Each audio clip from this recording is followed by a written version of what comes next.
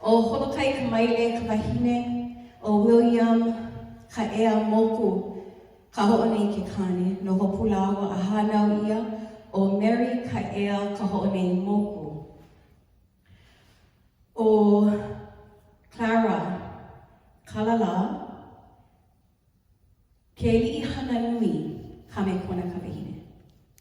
O Tokojiro Sato ke kane, no hopulawa a hanau ia, o Ohomokini kalala toko.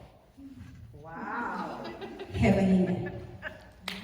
O Lucy Kapohaya li'i o ka māmalu, hui I unauna ka wahine. O William, alohikia ke kane, no hopulawa a hanau ia o Alfred unauna alohikia he kane. O Ohomokini toko ka wahine, o Alfred unauna alohikia ke kane, no hopulawa a hanau ia o Moses unauna alohikia he kane. O Mary ka ea ka ho'onei moku ka wahine, o Moses unauna alohikia ke kane, no hopulawa a hanau ia o Sally kalala alohikia toko he wahine. O Lily Elsie Hardy ka wahine, o Walter Lyons ke kane, no hopulawa a hanau ia o Walter o Joseph Lyons, Peter Lyons he kane. O Sally kalala alohikia toko ka wahine, o Joseph Peter Lyons ke kane, no hopulawa a hanau ia vau, o Yuki ka ea Jordan Lyons. Aloha nui kako. I start today with really introducing my kupuna to you. My great-great-grandmother and I believe your mama were siblings. So all of my kupuna were immigrants. My tutukane or Tokojiro was the first Japanese immigrant that came to Hawaii on that ship 151 years ago and decided to stay here, becoming a farmer in Waipio Valley, marrying my great-great-grandmother. So all of these on my English-Irish side, they migrated all to New York City. All of my generations come from that. And so today I'm standing here with the outcome of their mindset. The outcome of where my tutu man decided that he wasn't going to go back to Japan and that he was going to have a better life here in Hawaii. He was going to raise his children and give them a better life. I am a witness of his mindset. He was a butcher, he was a carpenter, he became a farmer. He was a man of goodness. Now what's really interesting is that although all of these kupuna that are standing with me today, I always wondered, why do I do what I do? And that's what we're going to talk about today. What do I do? What do I do? And what is that? And you don't know until you know where you come from. So when you can understand the mindset of your kupuna, or what they've come from, you know where you go, or you know where you want to go. So when my dad moved to Hawaii, he was in the Coast Guard. Blue eyes, blonde hair, first howling man moved to Kohala. He was like, you cannot be more howling than my dad. And so, you know, when you married a beautiful Hawaiian woman, right? He didn't realize the, racial things he would endure being howling in Kohala. So they had a great life. They moved to Kona. I'm born way later. My mom and dad divorced at 9 years old. So my dad raised my sister and I. My dad raised my sister and I from a very young age, and my dad was the one who would always say, you know Yuki, not to be afraid of Yuki. Yuki Lyons, you gotta go college. Yuki Lyons, you gotta go do this. Yuki Lyons, you gotta go do that. You like living in Hawaii, you gotta do this. You gotta be educated, you gotta be educated. Joe Lyons would always be pushing the mindset that I had to have an education. So my mother had 8 children. My sister and I come from the last 2 of the posse. There's 20 years difference from my oldest sister to my baby sister. Out of all of us, And this is not ego, but this is, I am the only one that graduated from college. Now check this out. This is a story that I really love to share because my dad didn't have money. Well, my dad didn't really tell us we never have money, but we didn't have anything. And there's Christmases we never have Christmas. He was like, girls, but my dad was awesome like that. So when I wanted to go to college, I had to be smart. I had to be really smart. So I applied for a bunch of scholarships that helped pay for the first couple semesters. I ran out of money. What am I going to do? So Walter Kuritake, he was my director at the community college. Oh, mind you, 2 weeks before I was supposed to go to UH, I changed my mind. I don't like leave my dad. I'm scared. So I went to community college. So Walter Kuritake says, hey, you pretty hapalahale girl. You go Kono Coffee Festival. Go be in the pageant. I'm not a pageant girl. So this Tira went into Kono Coffee. So I placed in Kono Coffee. I get more money to go to school. So it pays for another scholarship. I get scholarship to go to another semester or so. I get to Hilo. I need more money. One of my friends, she was a cheerleader.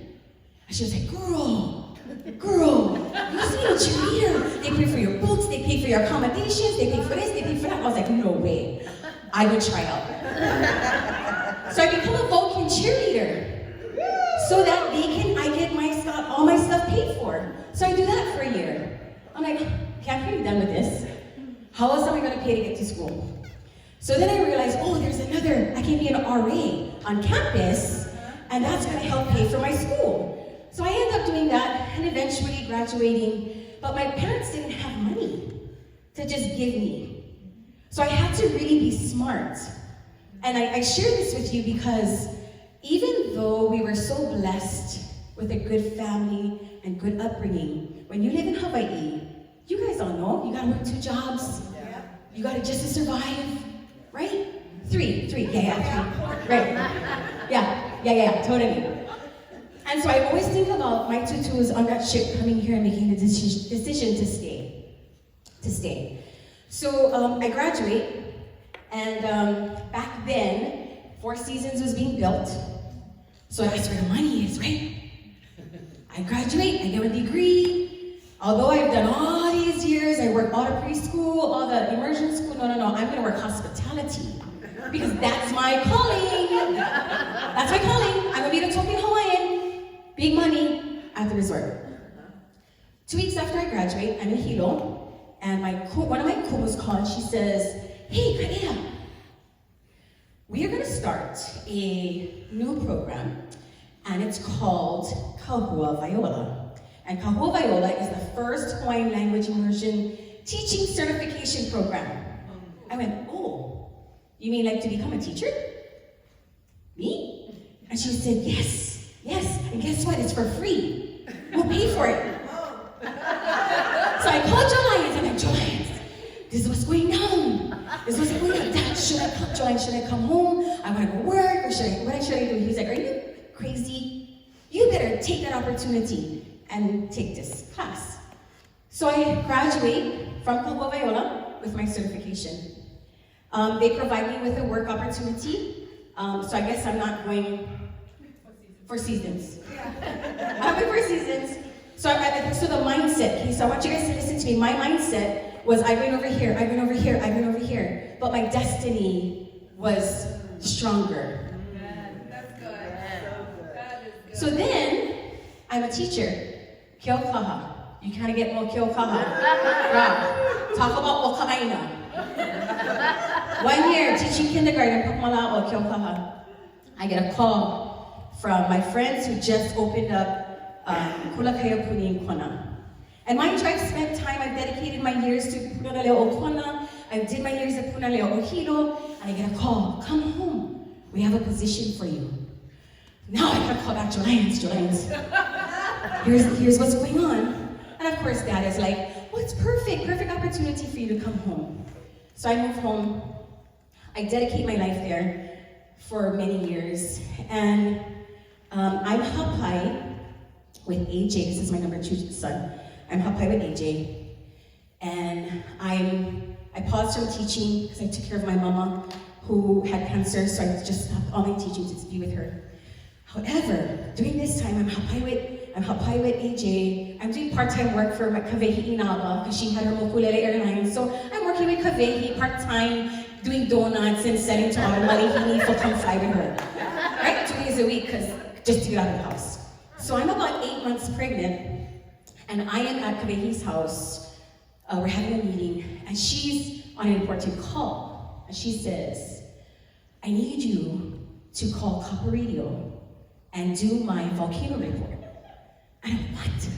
I can't do that. So she's giving me the mouth. I was like, oh yes, you are going to do that. So I ran into the office and I'm like, oh, okay, take a deep breath. Where's my heart? Where's my heart? So I start to script everything quickly because I have to call this, I have to call the pilot, get the report, then I gotta call the station.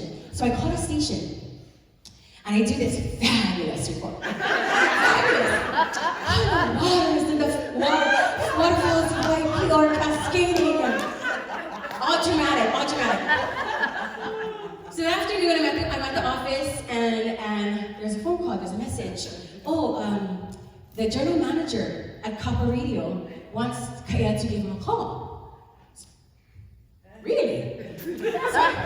Oh, he wants to meet with me. Okay, so we go. Now again, my mindset at this time, I'm still a teacher, still a mama, taking care of my kids, and I'm talking with this owner, and he says, well, who am I? He like, no, yeah, well, what do, and oh, you're pregnant, oh, this is probably not gonna work out, but we wanna try you out on the radio. I'm like, he's like, well, I'm not sure because of your pregnancy, blah, blah. I was like, okay, yeah, whatever.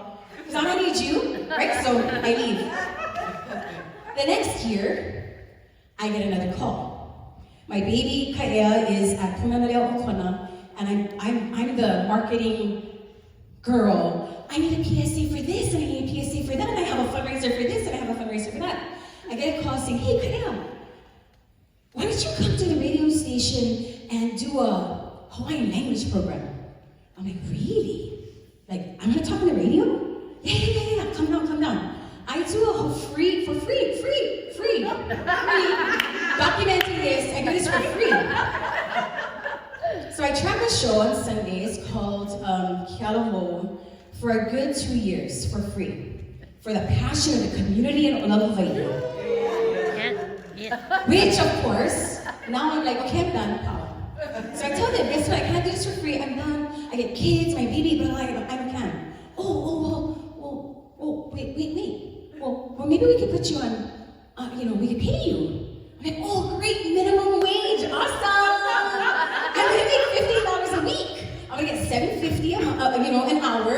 That's $15. That's pretty amazing. So as I'm there at the radio station, I'm still teaching. I'm doing the weekends or the Sunday show. There's some changes that happen, and I'm ready to peace out I'm teaching still, and I'm ready to peace out on that Sunday show because I'm just tired. I don't like anymore. And I have an opportunity, boom, right there to do weekends. So in radio, you go from, weekends, then you gotta go to the during the week is your spot. So I go from weekends, and then another opportunity arises after I'm like, no, I'm done, I don't want to do this anymore. Okay, we want to give you middays during the week. So I'm moving up, okay. I'm like, I still want to do this. Why am I doing this? I'm still teaching, and I'm still doing radio middays on Kappa. So I do that for a bit, and then they gave me an opportunity to do another afternoon shift. I don't know if I really like doing this, because my kids were all in sports. I don't know if I want to do that. And then I'm still working up at Evanui, and I get a call from the owner. Again, my mindset is, I'm the busy mom, I got bills to pay, I got kids to feed, I don't have time for you guys. So the owner calls and says, hey, all the owners. So I come rolling in, and they say, so Jazz is sitting at the table with all the owners. So I come rolling in my Evanui uniform, and they go, well, we've had a partner for Jazz for the last whatever years, and it's time for a change, and he says that there's a possibility that you're the only one that has potential to do the morning show. So in radio, the morning show is the goal. That's the money maker. That's where you want to be. So I sit there and I go, wait. You're asking me for be on the morning show with that cracker? They're like, yeah. We think it would work. So I said, I cannot give you an answer. My dad was like, I cannot give you an answer. I gotta go home. So I do my Koreana. I get a call from Jazz. So what? What? Why you not gonna take the job? I go, oh, you wanna know? Let's meet. So we have a meeting, and I tell him, I cannot stand this about you. I don't like you. I think you're full of yourself, and I think this. I don't care if you're number one. I think you're not pono. And I'm not gonna work with somebody who's not pono. So, another meeting with the owners and Jazz at the table. So they say, okay, Kaea, what do you want? I'm like, I want, number one, no more skull, skeleton, death shirts when you come to work. Number two, no more F-bombs. No swearing, not in my space, no swearing. And number three, you have to actually be a Hawaiian music station. You have to let Olelo Hawaii be heard. We have to attend Hawaiian cultural events. We have to support the Hawaiian community. Oh, I guess they hired me. So here it is. I've been on the morning show for almost 10 years now, ish. And we are the #1 radio station. We are. It's crazy. So was that in my plan? No. Was that in my plan? No, not at all. Is what I'm telling you for real. Yeah, it's real. I'm at Ehunui Kaimalino, this position. I'm actually exiting Ehunui. This comes same time, opens up for me. Wow. They don't know I'm trying to leave Ehunui. They offer me this job. I transition out. In the meantime, I had put my foot in the door doing a language class at night for Palamanui. So here I think, I'm just gonna live and die for the language, and I'm just gonna serve the kids, and that's what I wanna do.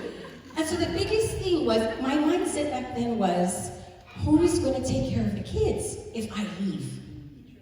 And Jazz's selling point was, you're gonna be able to teach the world with the microphone now. You're not gonna just teach your 30 kids. You're gonna be teaching hundreds of thousands of people that are listening worldwide to you. Hence why I'm still there. So my mindset at the point has evolved, and I'm just talking about evolving of where I am today. So it constantly changes, it's always new. So I just received a new position at Palamanui. I am a full-time faculty member, instructor there. And I do radio full-time. I do both. And then, 4 years ago, I'm blessed with my baby, who that is another story that's going to be in my book that I'm going to write that Auntie Lyons is going to publish. His story of how Seiji, planning Seiji, begging for Seiji, boom, Seiji shows up. Okay, now we're in the hospital, Kapi'olani. My sister's with me, and she has this moment. Oh my gosh, Yuki, we have to start the halal. I'm like open, guts open, everything is. I haven't gone to the bathroom for 3 days. I am stink, and she's like talking about revelation, about halal. I'm like, you can just get out. Sister's holding Seiji in the window and all having this moment, and she's all inspired. I'm like, Mary, you need to take me to the shower and wash and get me out to have this conversation. So sister and I are at that moment. So it was actually Seiji's birth that triggered this timing to start our business. So now this is 2015. Seiji is born in February 24th. It's going to be 5 in just a few weeks. This is about July. We're living up Malta. my sister, after baby's born, she's like, you have to come home. Like, Audra, you have to come home. Where? Because my dad left us our house, right? So we renovated. You have to just move home. Just move home. We have to be together. She's giving me all these kind of teams. I'm like, so you want me to pick up my family, move back home to our family house to be closer to you? She's like, yes, that's what you need to do. Baby, you know, I can support you with baby. And she's giving me the whole spiel. So I'm like, okay, we don't pay rent. I'm just trying to calculate. So we moved back to the family home.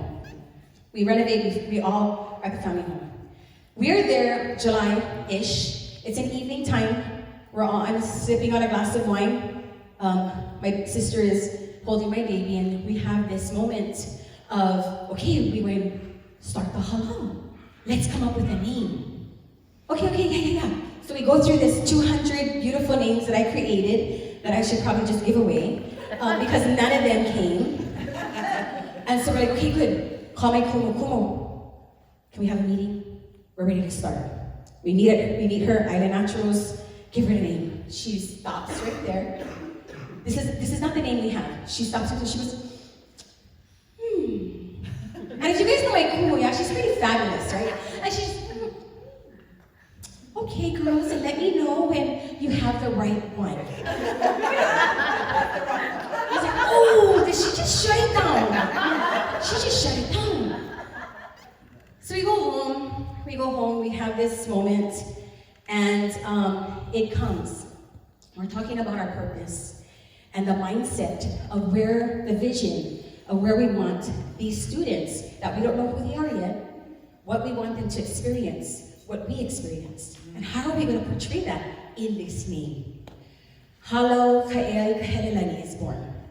My name and my sister's name. And it's really, we follow the source of aloha. And everything comes, and that inspiration comes from the source. So I share this with you because after knowing that I'm a teacher, knowing that I do radio, this is really funny.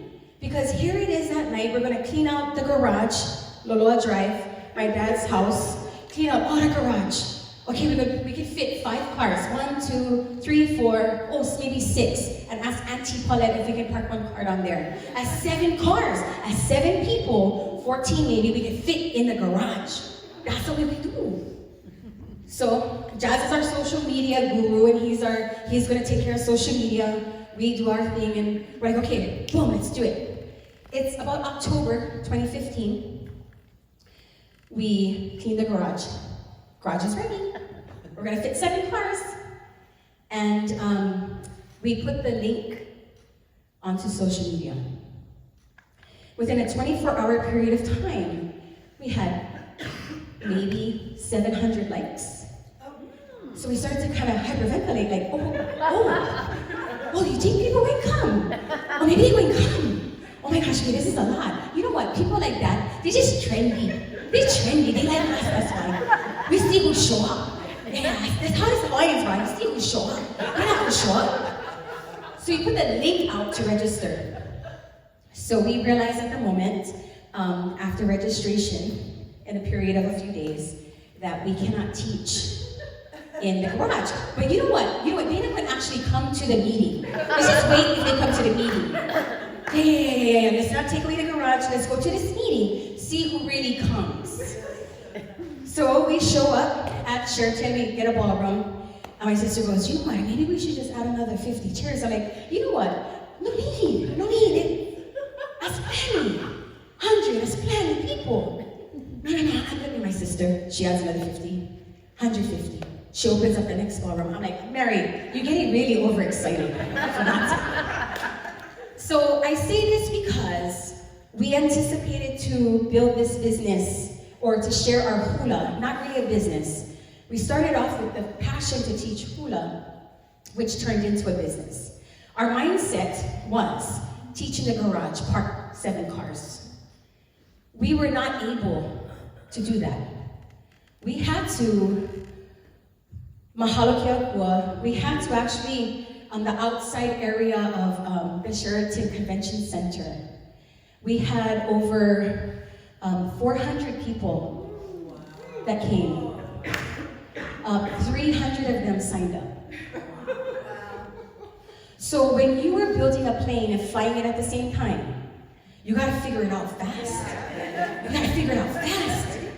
Bro, I get kids. I got 2 jobs. I got things to do. I don't have time for do this kind of business things. But now we're forced. We have multiple hundred people. Everybody's ready. We gotta make it happen. So we're at the Sheraton for a few months. And then my sister and I are like, okay, if we save up this much money, then maybe we can start renting, eventually. So we finally partner up with the Soul Center, Dr. Michelle Kraft, right there in the brewery block, and we rent from her. She's so kind and lets us rent her space for a good year and a half or so. We're busting out of the doors. No, can fit everybody. So then we finally get another place we rent. Again, Makai side. No, can fit. It's not working. My sister and I are ready to sign a contract. Mind you, I think that if I would have changed my mindset of what I really wanted, because this is where it comes to, yeah, because my mind is still stuck in the garage. My mind is in the garage, but I'm still flying this really big 747, but I'm in the garage. So a little bit slow. So while I'm there, my sister, we're about to sign another contract for another place in town, and she says, okay, if we had one location, what would it be? And I said, she said, no, don't give me an answer. I want you to sleep on it. I want you to pray on it. And then we'll talk about it in a few days. I said, okay. So I come back to her and I say, okay, I got it. I know what I want. She says, okay, tell me, what does this look like? I said, this is land. Lots of land. And I said, we have homes on it. We actually live there. There's homes, there's lots of parking. There's like choke parking. Choke parking. There's land, there's homes, the kids can learn off the aina. There's lots of land and there's a home on it and there's halal space. And she goes, really? And I said, yeah, place to plant. The kids go and plant. She's like, okay. So we both come to this agreement that that's the vision. February of, 2017, or maybe even, 2017-ish, I make a phone call because we're ready to sign a contract. And I'm like, I know a couple of friends that work at some location. I just want to see if they have any opportunities. I called a friend at Kamehameha Schools, Bishop Estate. They had an property that the lease was going to be up on March 1st. This is February. So my friend tells me, just hang tight. Let's just see.